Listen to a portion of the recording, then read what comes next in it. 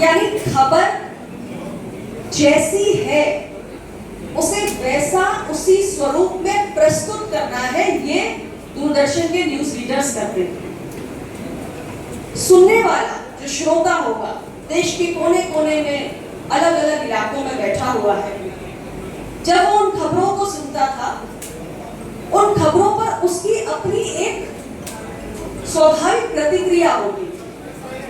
यानी उसके अपने कुछ विचार होते थे, उसके अपने मन के कुछ भाव होते थे। लेकिन आज मैं इतने वर्षों में जो अंतर महसूस करती हूँ, आज अगर हम टीवी चैनल्स को देखें और मुझे लगता है कि डिबेट तो देखना ही आजकल नामुमकिन सा हो गया है, असंभव हो गया। आज जब हम देखते हैं न्यूज एंकर्स को खबरों को पढ़ते हुए, खबरों को प्रस्तुत करते हुए, तो उसमें वो न्यूट्रलिटी का एलिमेंट नहीं होता है जो उस दौर में हुआ करता था। आज किसी भी टीवी चैनल का कोई भी एंकर कोई भी खबर पेश करता है तो ऐसा लगता है कि उस खबर के साथ साथ उसका अपना जो एक आइडियोलॉजिकल कमिटमेंट है वो भी उस खबर के साथ साथ लोडेड है। यानी पत्रकार भी इसी समाज के बीच में से आते हैं और भारत जैसे बड़े देश में हर व्यक्ति का अपना एक विचार है और पत्रकार भी निश्चित रूप से उनकी अपनी भी एक विचारधारा होती है, लेकिन पत्रकारिता का जो ये एक प्रोफेशन है, इसकी सबसे बड़ी आवश्यकता यही है कि आपके व्यक्तिगत विचार जो आप खबरें प्रस्तुत करते हैं उन खबरों पर उसका प्रभाव ना दिख सके। लेकिन आज जब हम टीवी चैनल्स पर एंकर्स को देखते हैं, ये मेरा अनुभव है, आपका अनुभव भिन्न हो सकता है, मैं अपने अनुभव की बात कर रही हूँ। मैंने देखा है कि हमारे एंकर्स इतने ज्यादा आइडियोलॉजिकली लोडेड स्टेटमेंट्स देते हैं कि किसी भी चैनल पर जब किसी विषय पर डिबेट होती है तो अगर एंकर के अपने आइडियोलॉजिकल स्टैंड से भिन्न कोई वक्ता अपने विचार को, अपने मत को, अपने पक्ष को रखना चाह रहा है तो एंकर और वक्ता का ही झगड़ा हो जाता है। तो मैं समझती हूँ कि ये लोकतंत्र की सेहत के लिए कोई अच्छा संकेत नहीं।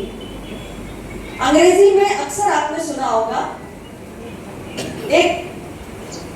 बहुत ज्यादा कॉमनली यूज्ड फ्रेज है, वी एग्री टू डिसएग्री। यानी पहले का दौर वो था जब टॉलरेंस ज्यादा थी, हमारे देश की विविधता में लोगों के अलग अलग भिन्न भिन्न मत होते थे और एक दूसरे के भिन्न मत के प्रति हमारे अंदर टॉलरेंस भी थी और वी एग्री टू डिसएग्री, इसका पालन होता था। मुझे पता है आपका मत मुझसे भिन्न है, मैं आपके मत से असहमत हूं, लेकिन फिर भी हम मैत्री भाव के साथ बैठ सकते हैं। आज मुझे उसका अभाव दिखता है, आज वी एग्री टू डिसएग्री है ही नहीं। तो आज वो परिस्थितियां विकसित हो गई हैं कि हर व्यक्ति अपने अपने विचार को थोपने का प्रयास कर रहा है, जो जिस तरफ भी है, ये सब पर लागू होता है, मैं किसी एक पक्ष की बात नहीं कर रही हूं। तो मुझे लगता है कि इन सारे परिस्थितियों के बीच में, इस परिवेश में जब हम निष्पक्ष पत्रकारिता का विषय उठाते हैं तो ये बहुत गंभीर विषय है और बहुत चिंतन का विषय है,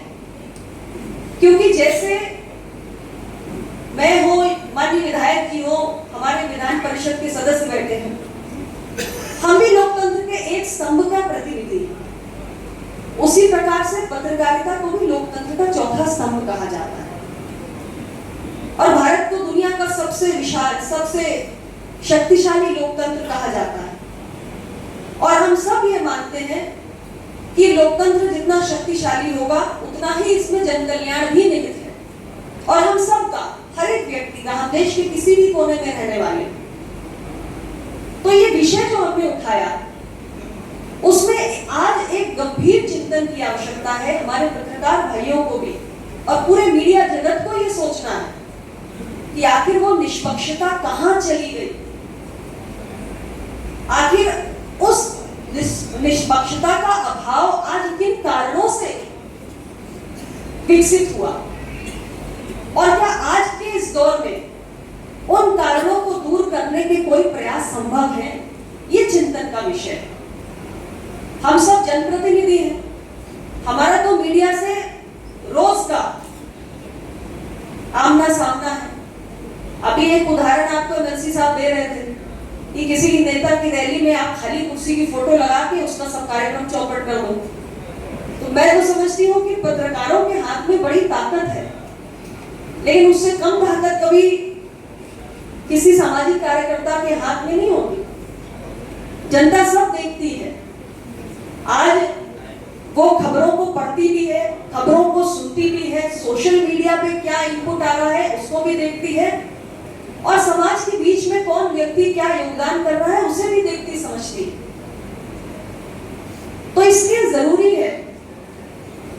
कि हमारे खबरों के प्रकाशन में भी एक संतुलन हो, एक बैलेंस हो, जिसका कहीं ना कहीं अभाव हो रहा है। मैं एक जनप्रतिनिधि हूँ, एक सामाजिक राजनीतिक कार्यकर्ता हूँ,